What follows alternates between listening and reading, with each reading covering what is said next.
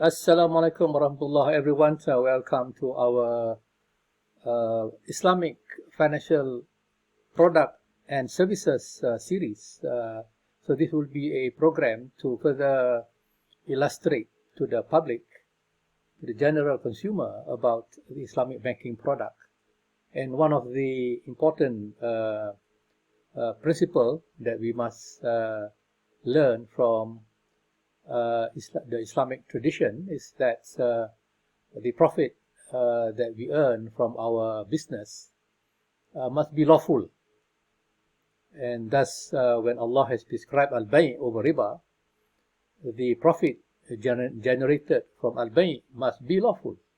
So we must make sure that Albay is properly transacted, meaning that it must be transacted with full compliance to the Islamic law of contract, and to ensure that the contract must be free from the prohibition of riba and gharar, maisir and haram commodity, and many more requirements, among which include the requirement of risk-taking, ownership risk-taking, price risk-taking in sale, where sale, as we have seen earlier, was actually categorized into sale-based contract and lease-based contract and equity-based contract.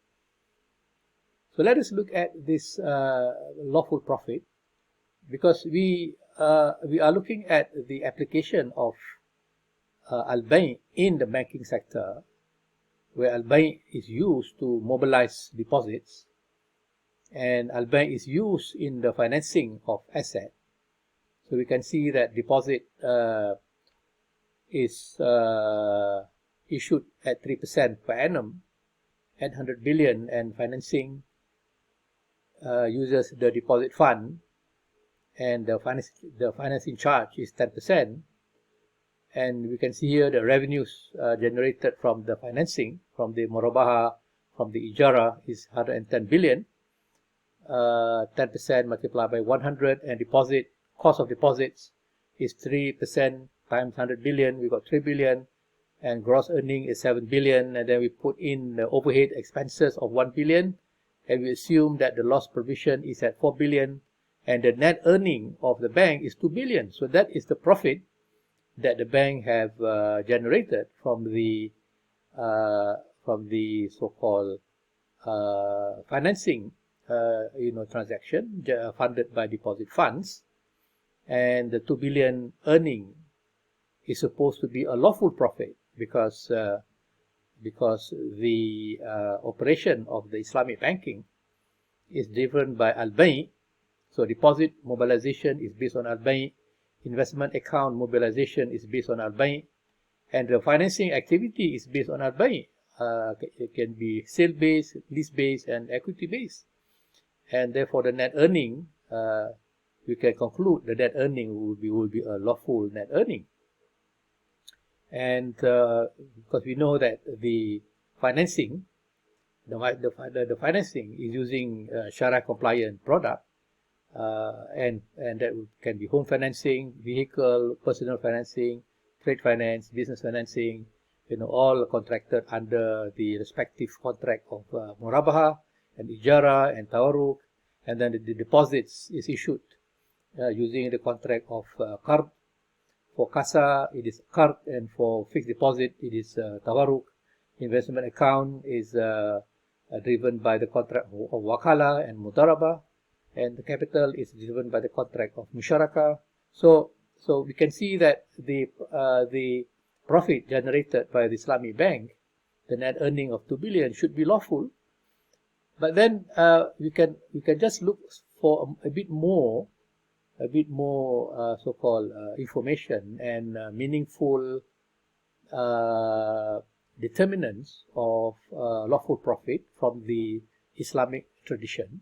And when we look at the Mejelle, which is the code of Islamic law of the Ottoman Empire, the Mejelle, from the Hanafi school, it says that the legality of profit arises from property or almal, work or kasb, and responsibility or daman. Right? So lawful profit is determined by three factors, which is property, work and effort, and liability. And we can just look at what does it mean by property. So what it means here is that the profit generated or earning generated cannot be coming from money lending, where there is an exchange for money for more money. We lend 100, we take back 120 cents. We lend 1 million, we take back 1 million plus. So this is money lending with profit. So the earning from the money lending, which is riba, is haram. So in Islam, earning can only be generated from the transaction involving property or almal. So property refer to the subject matter in sale.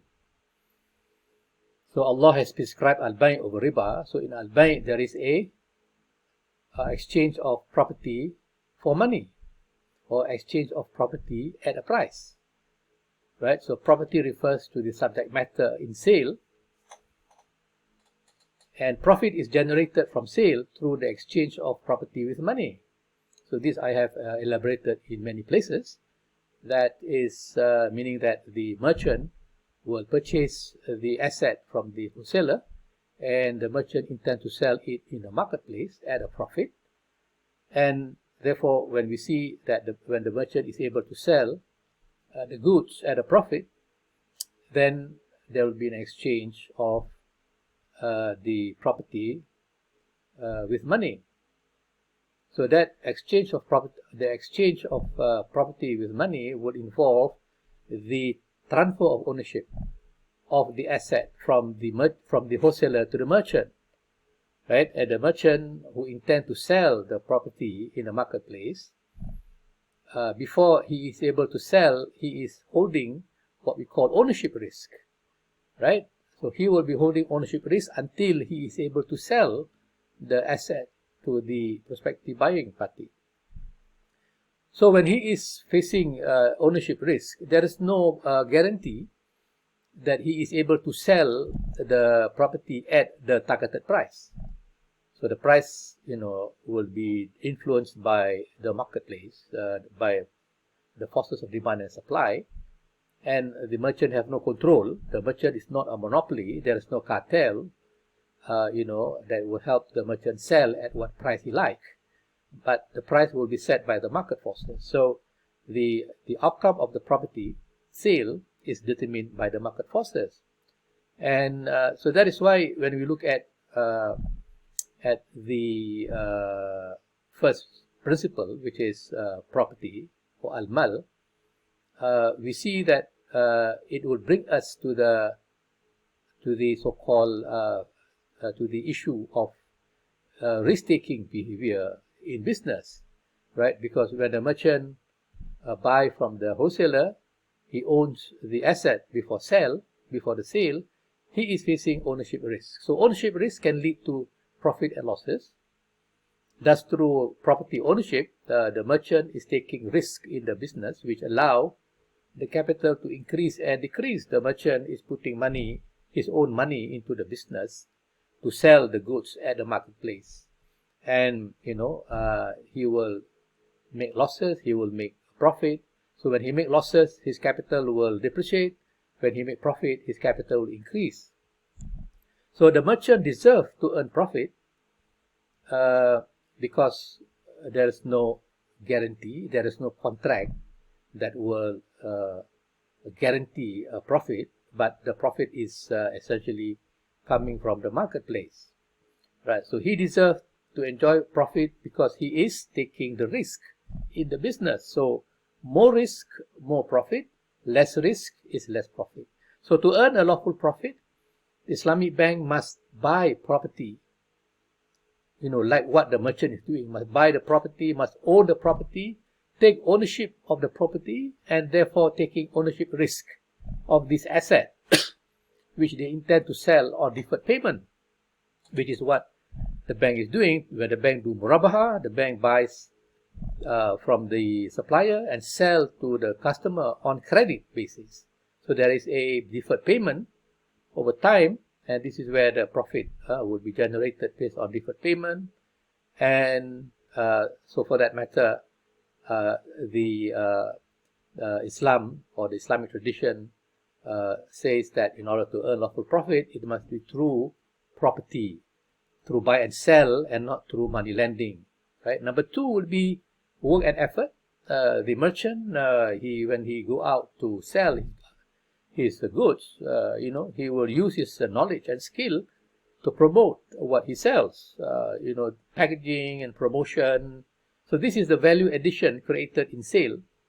Does the merchant deserve to earn profit? So when the merchant comes in to do his promotion and marketing, to do his packaging and to put value into the asset in terms of how it looks like, then it makes the asset more presentable to the consumer, which raises the value, and therefore when he sells the goods, the profit is something that he deserves because of the effort and knowledge that he put into marketing and promotion. That is kasb, right? Responsibility, daman, is also another important ingredient in lawful profit. Determination, because when the merchant sells the goods to us, he will provide some kind of warranty or guarantee that any defect found in the good, we can sell, we can return the goods for a new one, or he can get repaired without any cost, extra charges. So that will be based on the legal maxim al-kharaj bid-daman.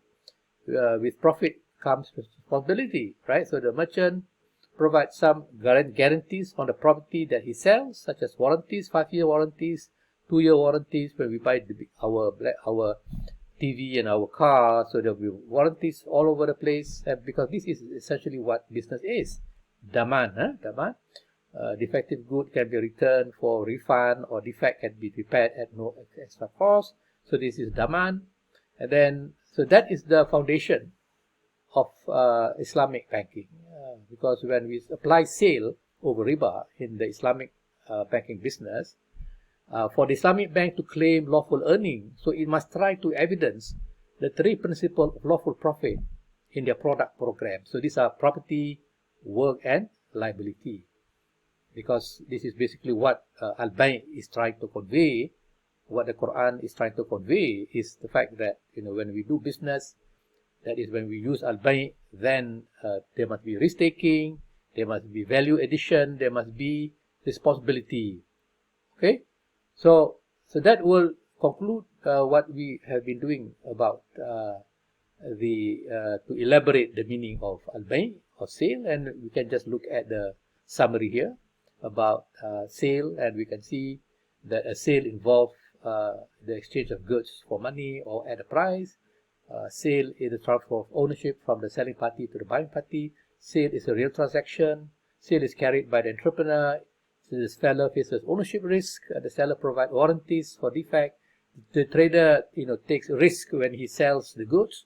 So this is essentially the philosophical approach for us to further understand, the deep meaning of Albay that the Quran intends to convey when it is a commandment from Allah for us to use Albay and and not to use riba in our financial transaction. Okay, so thank you very much for your time. I hope that you will be able to appreciate the ideas that was presented in this video. I will see you again. Thank you very much. Assalamualaikum warahmatullahi wabarakatuh.